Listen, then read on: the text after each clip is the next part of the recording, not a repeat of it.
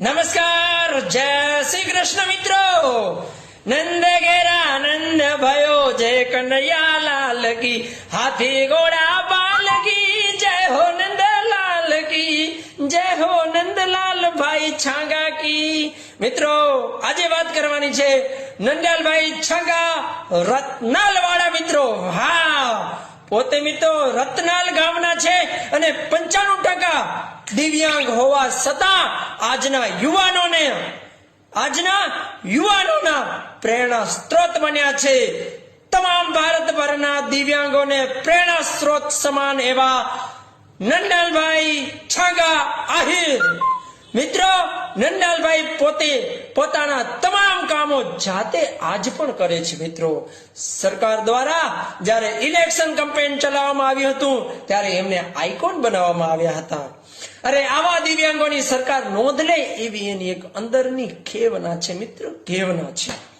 નંદલાલભાઈ આગળ પણ કહે છે કે જો દિવ્યાંગોને યોગ્ય તક, યોગ્ય તાલીમ અને યોગ્ય એમને પ્રયાસ કરવામાં આવે ને તો આજ પણ દિવ્યાંગ એક પોતાની અસ્મિતાથી જીવી શકે એવી તાકાત ધરાવે છે. પોતે આત્મનિર્ભર બની શકે છે. એ તમામ દિવ્યાંગ, આખા ભારતભરના દિવ્યાંગ આત્મનિર્ભર બની શકે છે. આવી એક અંદરની ખેવના એ નંદલાલભાઈમાં છે.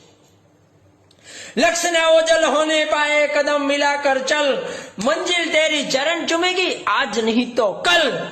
આવી મંજિલ લઈ લે આ નંદલાલભાઈ છાંગા આજે નીકળી પડ્યા છે. મિત્રો, અરે, રત્નાલ ગામની એક શેરીઓમાં એમનું નામ ગુમતો હોય અને બધી જગ્યાએ લોકો એને બોલાવતા હોય એવી અસ્મિતા વાળા આવા નંદલાલભાઈ છાંગા આહિર છે. મિત્રો, તો આ વિડીયોને જેટલો બની શકે એટલો લોકો સુધી પહોંચાડો અને ખરી અસ્મિતા જે છુપાયેલી છે નંદલાલભાઈની અંદર એ હરેક લોકો સુધી પહોંચવો જોઈએ અને ખાસ કરીને દિવ્યાંગ લોકો સુધી આ મેસેજ, આ વિડીયો પહોંચવો જોઈએ. તો નંદલાલભાઈ છાંગા, તમારો ખૂબ ખૂબ આભાર કે જે આપ સૌને પ્રેરણા સ્ત્રોત બન્યા છો.